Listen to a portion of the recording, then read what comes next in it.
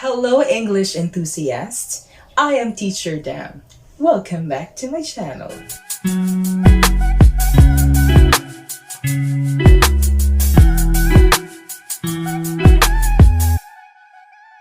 If this is your first time here in my YouTube channel, I offer free English learning lessons and other educational contents about English grammar essentials. So, if you are interested to be a part of this growing virtual community of English enthusiasts, please click the button below and you will be subscribing to my YouTube channel. In this video, two topics will be discussed about. First, I will walk you through the 10 ways on how to teach grammar, after which I will be sharing 10 grammar rules with examples as part of our Grammar Essentials series. So without further ado, let's dive into the first one. First, utilize the 3 grammatical dimensions, namely meaning, form, and use to systematize the process of teaching grammar lesson. It is important for an English teacher to master the 3 grammar teaching foci as they are of great contributions in simplifying complex grammatical concepts. There is no denying that teaching grammar is challenging, mainly because there are a number of rules that need to be cognizant of. Apart from this, teaching strategies have to be engaging enough to pique students' interest. By employing the 3-dimensional grammar framework, teaching grammar becomes accurate, meaningful, and appropriate as this contextualized grammar. This framework has 3 components, which are meaning or semantic, that deals with the definition of words in relation to the grammar lesson. Form, that pertains to the grammatical structure consisting of rules that governs the accuracy of a sentence, and use, that explains the context or situation in which grammatical rules can be applied. These 3 grammatical framework are fundamentals to teaching grammar effectively. Number 2. Utilize substitution table to promote independent learning of grammar lesson. Substitution table is a model used by teachers to teach grammar in a systematic and practical way. Systematic because students are taught on how to structure accurate sentences by substituting elements indicated in the table. A number of sentences can be formulated by students through substitution with, of course, a teacher's guidance. Optimally, a substitution table can help students enhance their communication and writing skills by allowing them to discover grammatical order by analyzing the table. Number 3. Contextualize or localize grammar instructions for students to relate. Instructional materials, not limited to textbooks, activity sheets, and worksheets, have to be in relevance to the students' lives. Contextualization or localization is the process of adapting and relating the content of the lesson, the process of teaching and learning to local condition, environment, and resources. Hence, grammar lessons are becoming more real-life, customized, and appropriate. For instance, if you intend to use name of a place or name of a person in your sentence to exemplify simple present tense as your grammar lesson, local places that can be found in the city where you live, and cultural-based names are appropriate to relate the grammar lesson to your students' lives. Look around your environment for ideas on what you can contextualize. For example, Gaisano Mall of Davao is one of Davao's oldest malls in the region. Or Sara Duterte Carpio is the new Vice President of the Philippines. Number 4. Ensure the teaching approaches and teaching methods match the learning style of students. Diversified teaching methods are great ways to address the wide range of learning styles of students. It is important for a teacher to identify the students who effectively learn by hearing, seeing, reading or writing, and students who learn best by doing. In this way, a teacher can customize grammar activities that best suited for the preferences of the students. For example, when you want to assess students' knowledge on the four types of sentences, declarative, imperative, interrogative, and exclamatory, you can group the class into four, and each group with distinct assessment activity that will allow students to demonstrate their learning style strengths. One group may stage a role playing, others may write a speech and deliver it. Right? Customized authentic assessment allows teacher to teach grammar in a more practical yet engaging way. Number 5, introduce grammatical terms and rules in an explicit way and provide examples to elucidate them. Do not introduce grammatical terms without the accompany of understandable explanation and examples. Rephrase the linguistic definition of a certain term in such a way that it is accessible to the level of understanding of the students. The best way to do that is to simplify complex words by replacing it with a synonym accessible to students' language. Analogy may also be employed as to show clear representation or by means of examples. For instance, if students can hardly understand what transitional devices are based on their linguistic definition, analogize it to a bridge that connects or links one place to another. In the same way, transitional devices are words or phrases that help carry a thought from one sentence to another, from one idea to another, or from one paragraph to another.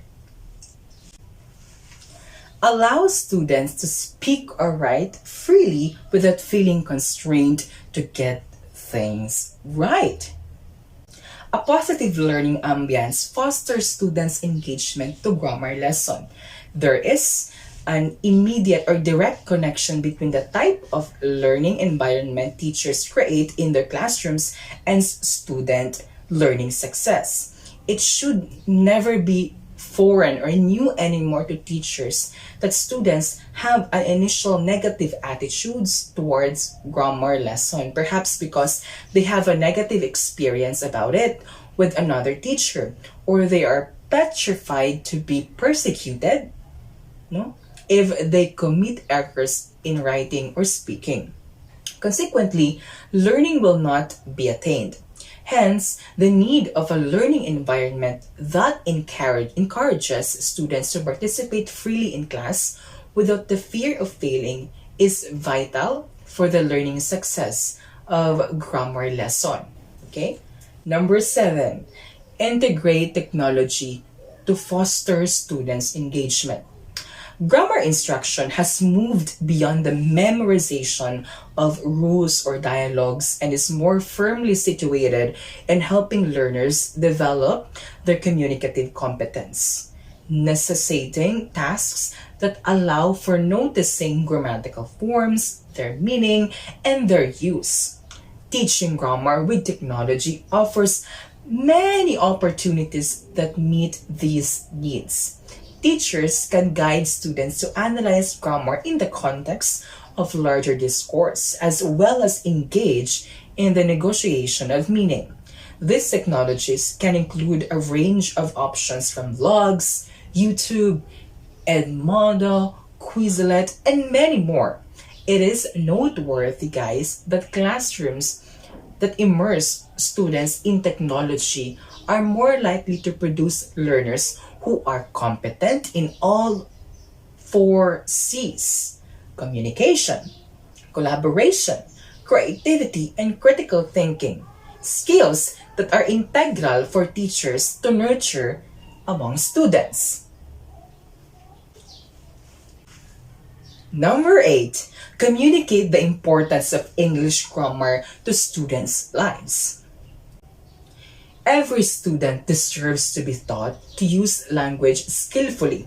They need to know how powerful language can be and how to utilize for purpose and circumstance. Because, let's face it, grammar is a life skill as well. Students or everyone needs to grammar to apply for college. It's frowned upon to have errors on an admission application. Succeed in college, of course, by writing essays and giving speeches that are not wrought with grammatical mistakes. Third, apply for a job. Cover letters and resumes need to be polished and professional.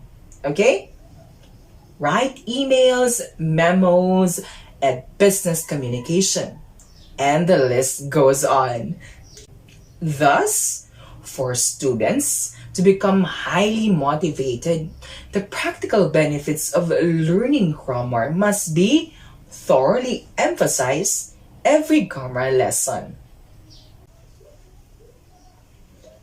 Number 9, provide timely feedbacks for students to keep track of their progress.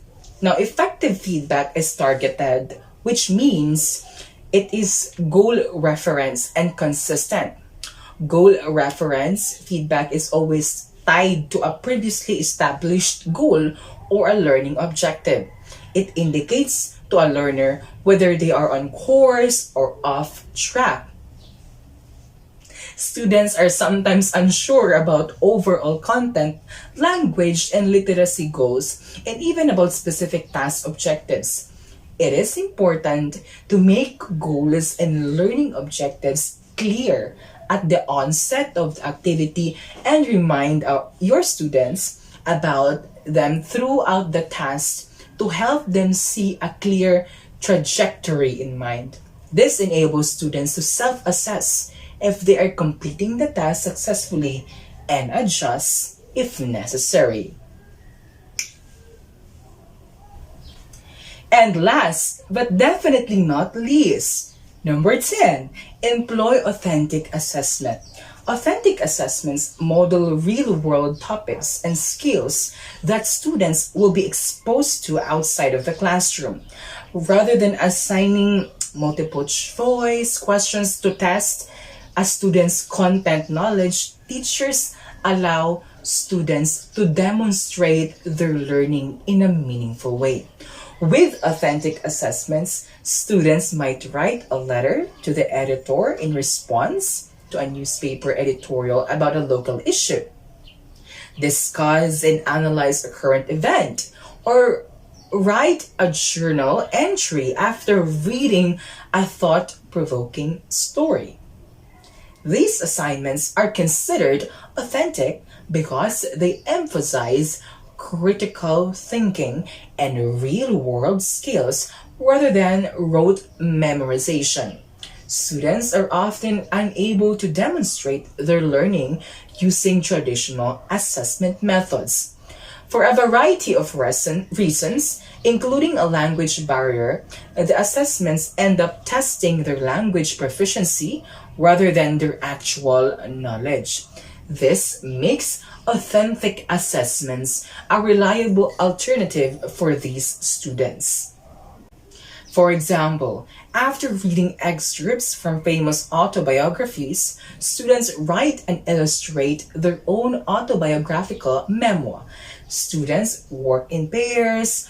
One student assumes the role of a character from a story read in class, while the other student interviews the character to learn more about his or her life.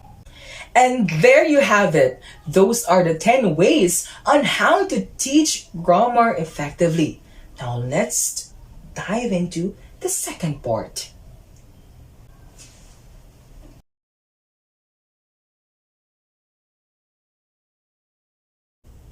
Hello, English enthusiasts. Welcome back to the channel. Today we are going to talk about the difference between it's without apostrophe and it's with apostrophe. These two words sound the same, and they have the same spelling. However, they have two different meanings. It's without apostrophe versus it's with apostrophe. It's is a possessive determiner or possessive adjective. We use it when referring to something or an object that belongs to someone or something someone owns. Examples of possessive determiners are your, my, his, her, their, our, and its. It is used to generally refer to a thing or a place, not a person. For example, Philippines is famous for its beautiful beaches. So, the possessive pronoun its in this sentence is used to indicate possession, that beautiful beaches can be found in the Philippines or belong to Philippines. The grammatical form in this example is structured this way. We have subject plus linking verb plus adjective plus the possessive pronoun its without apostrophe.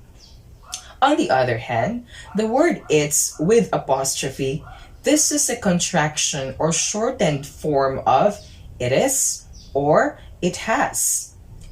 For example, it is one of my favorite subjects in school. In this example, the sentence is, it is one of my favorite subjects in school. However, the words it is has been shortened to its. Notice that it is or it's used when we are talking about the present. Another information we need to bear in mind is that the word it is used when the subject in the sentence is not a person. Okay?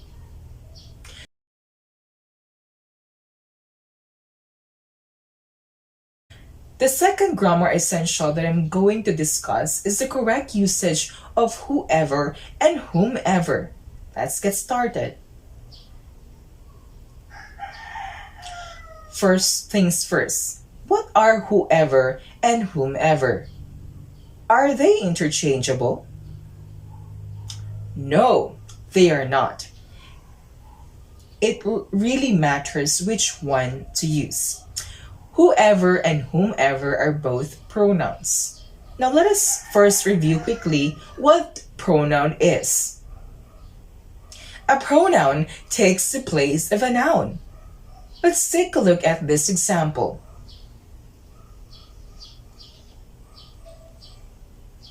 Pablo waters the plant. The noun Pablo can be replaced with the pronoun he, and the noun plant can be replaced with the pronoun it. So, he waters it. Whoever and whomever both takes the place of a noun. Now, what are their differences? Well, the difference is whoever is a subject pronoun, while whomever is an object pronoun. Subject pronoun versus object pronoun. Are you confused with the differences? Here we go. Think of a subject as the actor in a sentence or the person that is performing the action. For example, Evelyn delivers a spoken poetry. What about the object pronoun? Object pronoun is the receiver of the action in a sentence. For example, my family watches it. The subject pronoun would be I, you, he, she, it, we, they, and whoever. As an example of a sentence, we can say, whoever tossed the keys. Now, the object pronouns are me, you, him, her, it, us, them, and whomever. They are the ones receiving the action in a sentence. As an example, Gabriel tossed the keys to me, to you, to him, to her, to his, to us, to them, and to whomever.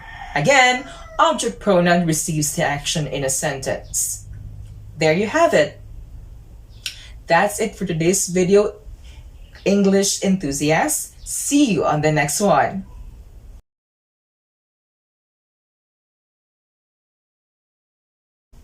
Hello, English enthusiasts. Welcome back to our channel.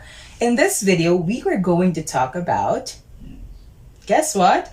Present perfect continuous tense. Now, in this particular usage, we want to emphasize duration, and we can do that by using for or since in your sentence. Let us take a look at some examples. Mylene has been studying English for an hour. Take a look at the subject. The subject pronoun for Mylene is she, and that's why we use has. After that, we add been and then the verb ing. In this case, studying. You'll also notice that in the end of the sentence, we have for an hour. That indicates how long the action has been happening. When you use for, you emphasize the duration. Let's take a look at another example. It has been raining since May. Here, we use since, not for. Okay? Now, what's the difference? We use a specific point in time with since. We don't use since 2 hours. No, we say when the action started. What's that? What's the answer? Since May. The grammatical form for these sentences is structured this way. Singular subject plus has been plus verb ing plus for or since. Finally, we have this example. Mary and I have been discussing since 6 a.m. Remember that since tells a specific point in time. We don't say since 2 hours, since 3 hours, or since 5 hours. In this example, its grammatical form is structured this way. We have plural subject plus have been plus verb ing plus since. Let us bear in mind that one of the usages of present perfect continuous tense is to talk about an action that happened in the past and continues until now. That's it for today, English enthusiasts. See you on the next one.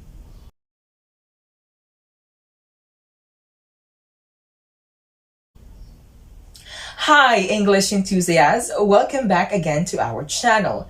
In this lesson, we are going to talk about the differences between may and might.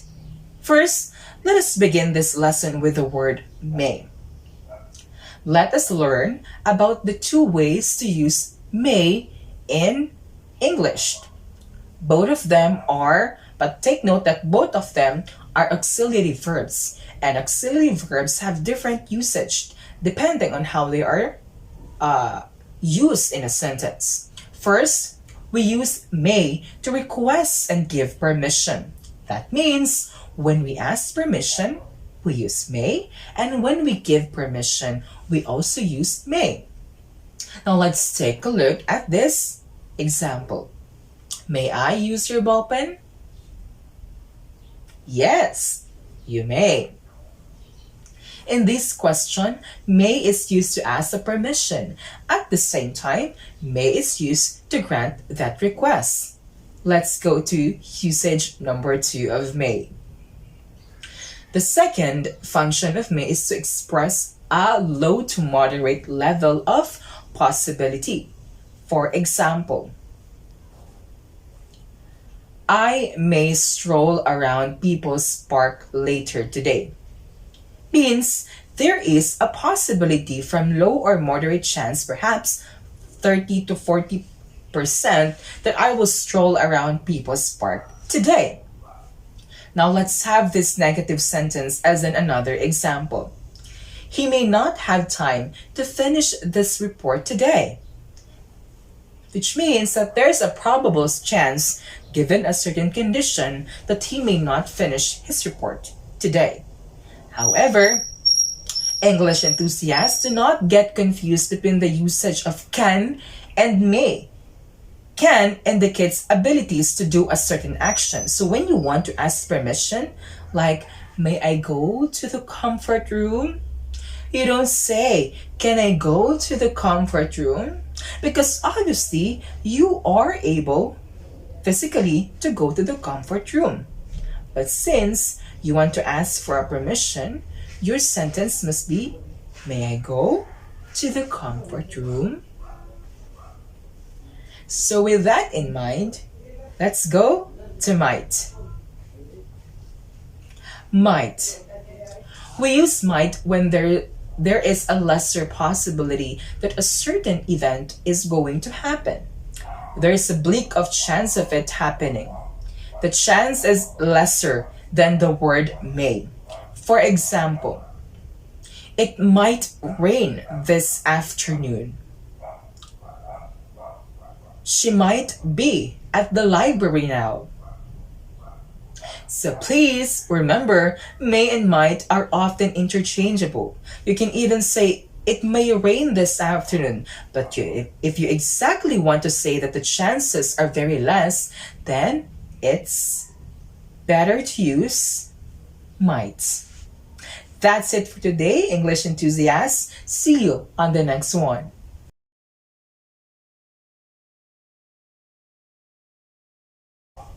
Hello English enthusiasts, welcome back to our channel. In this video, we are going to learn the fundamentals or basics about present simple tense. I will try my utmost best to explain this tense clearly, alright?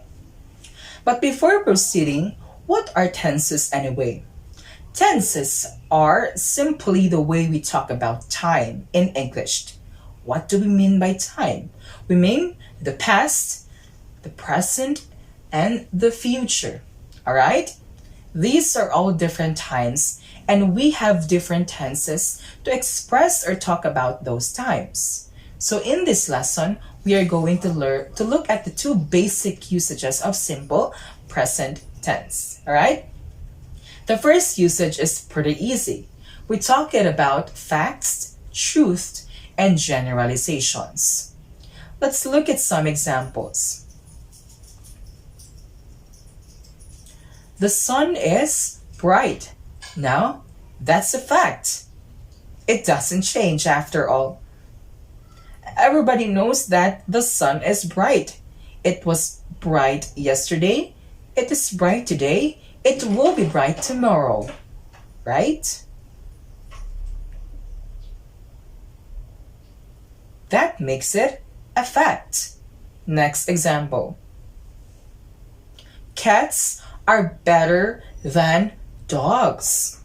This you may not agree, guys. I am making here a generalization about cats and dogs. Now, a generalization is a statement that seems to be true in most situations or to most people. For me, cats are better than dogs. But for you, this may not be the same case. Now, let's talk about the grammatical form of each example. The sun is bright. Here, I use the be verb is to talk about the sun. Subject plus be verb is plus adjective. In the next sentence, cats are better than dogs. Here, I use the be verb are to talk about cats because cats is, after all, plural. On the other hand, we also use simple present tense to talk about habits and routines. These are things that happen regularly. Alright? Now let me give you an example. I always eat rice every day. Okay? You'll notice I use the adverb always because I'm talking about something that I do regularly. What is that? Eat rice every day. So I use simple present tense. I use the main verb it. Again, this is something that happens regularly. So, as a review, in this video, I discussed two basic usages of simple present tense. But remember, there are a number of rules that constitute simple present tense. However, it's always better that we start with the very basics. Simple present tense is used to express truth, facts, and to generalize. The second one is it can be used to talk about routines and habits that happen regularly. That's it for today's video. English enthusiasts, see you on the next one.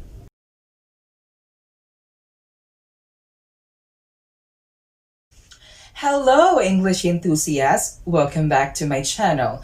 In this video, I'm going to talk about past simple tense. As the usual tradition, we are going to begin with the very basics. This grammar tense can help you explain a past general state, action, or habit. There are a number of ways in which this particular tense can be used, but I am going to introduce only two of those. First, let's start with the be verb in the past simple tense. Usage number one. The be verb in the past simple tense can be used to describe a past general state. We use the be verb was and were in this text. Take a look at these examples. I was scared. She was sad. For I, he, she, it, we use the past tense be verb was. However, for you, we, and they, we use were.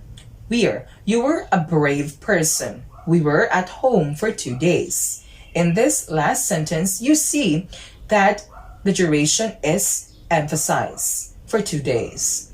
Again, simple past tense in this case is used to describe a past general state, an event that happens in the past. Great job! Now, let us move on to the next one.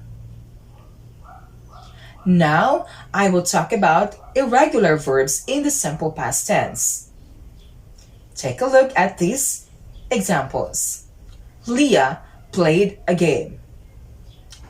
Leah is a she, but really it doesn't matter for regular verbs in the past simple tense, because no matter what the subject is, all we have to do is add d or ed to the end of the verb. Here, the verb is play, so I added ed or ed, so Leah played a game. The car needed gas. I also added ed. The car, it, then regular verb to express a past action. And finally, we have our final example, you exercise for an hour. Here, the verb is exercise. I only add d to make it the past tense. Okay?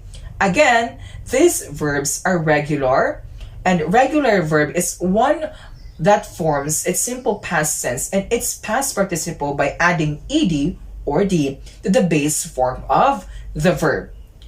Alright, in this video, I talk about two usages of simple present tense. One is the be verbs in the past tense. The second one is the regular verbs in the past tense. There you have it, English enthusiasts. That's it for today's video. See you on the next one.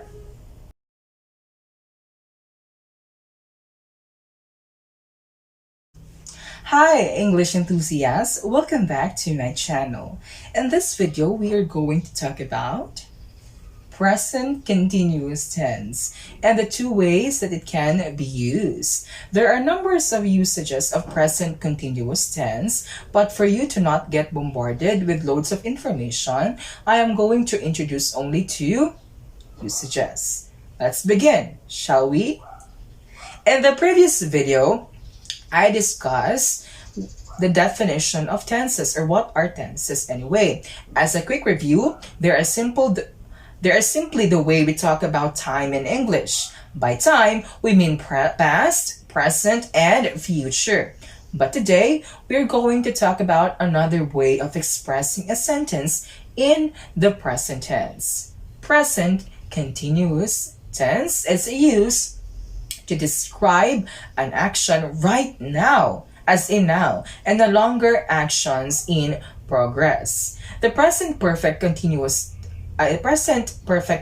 tense is used to describe an action that is happening right now. For example, I am teaching English grammar. Okay? Let us take a look at some more examples. First, he is watching a movie. We start with the subject and a be verb is. For he, she, and it, we use the be verb is. Then you'll notice I added ing at the end of the main verb. Next example, you're watching my YouTube video. You are doing that right now. You are watching my YouTube video. Here, we use the be verb are. Okay? Let's move on to the next usage. The present continuous tense is also used to describe a longer action in progress, even if you might not doing that action right now. Let's take a look at some examples. The first sentence is, I'm reading an interesting book these days. In this example, we use the be verb am because the subject is I. We also use I'm, a contraction of I am. Again, you'll notice that we use a verb that end with ing. Okay? Because after all, this is a present continuous tense. There you have it. Let us remember in mind that in this video, I talk about two usages of present continuous tense. First, to express actions that are happening right now. And second, to describe longer actions in progress. Again, these are just two of the many usages of this particular tense. I will have a separate video about the other usages. Now that's it for this Grammar Essential Series video. See you on the next one. Bye!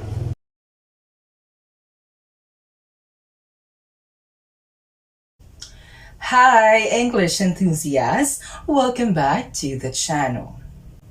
In this video, I am going to share the basics of the simple future tense. As the usual tradition goes, I am going to introduce only two basic rules for this tense so that you can digest information gradually. This is a very important tense that will help you express future actions and plans. First, the future simple tense can be used to express a future action.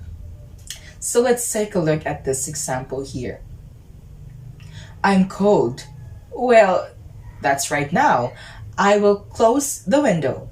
We'll start with the subject I, then the base verb, the verb will. In this example, I'm making a sudden decision because of how I feel right now. I will close the window because I am cold right now. Next, I will be at the library tomorrow. Again, you start with the subject I and then will. After that, you have the base verb. Next, you can use the be verb to talk about a confirmed plan.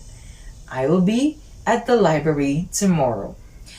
Next, the economy will get better next year. In this case, the subject is the economy. Again, we follow with will and the base verb get. The economy will get better next year. Now, I am making a prediction here about something that will happen in the future. Let's move on. You can also use be going to express a future action. It's almost the same as will, okay?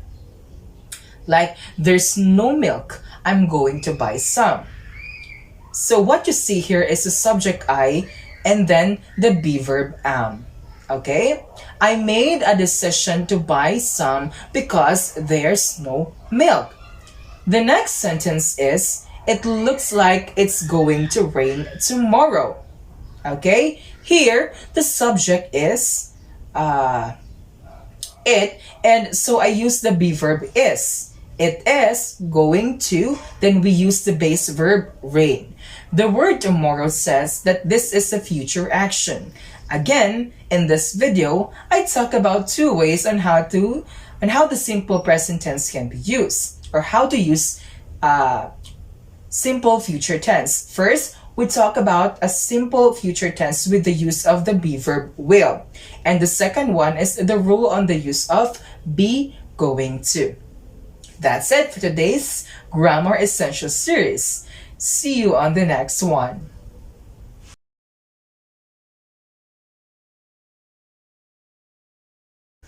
Hello, English enthusiasts! Welcome back to my channel. In this video, we are going to talk about the difference between although and even though. Alright, let's get started. Although and even though. Now, my question is, would you believe that these two have the same meaning? The answer is yes. They mean the same thing. Although and even though are considered as conjunctions that show contrast.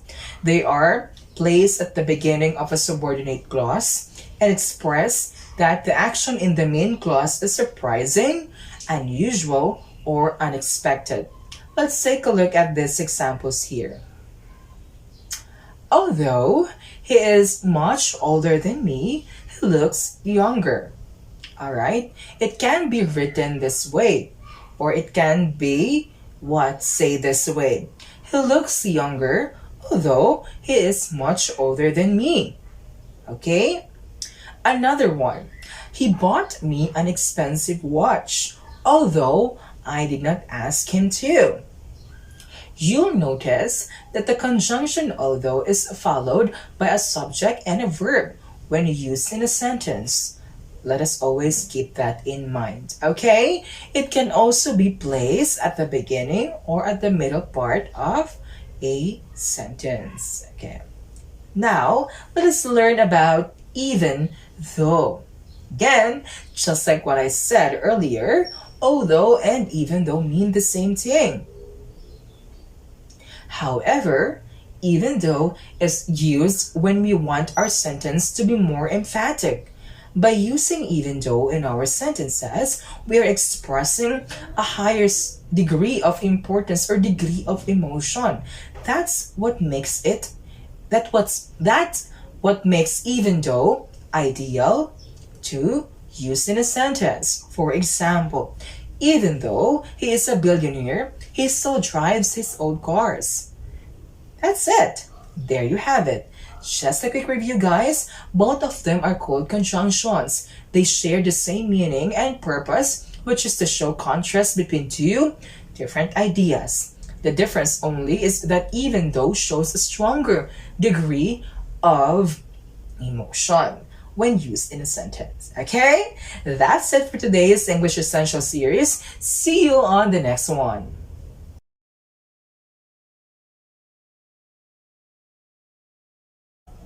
Hello, English enthusiasts! Welcome back to our channel.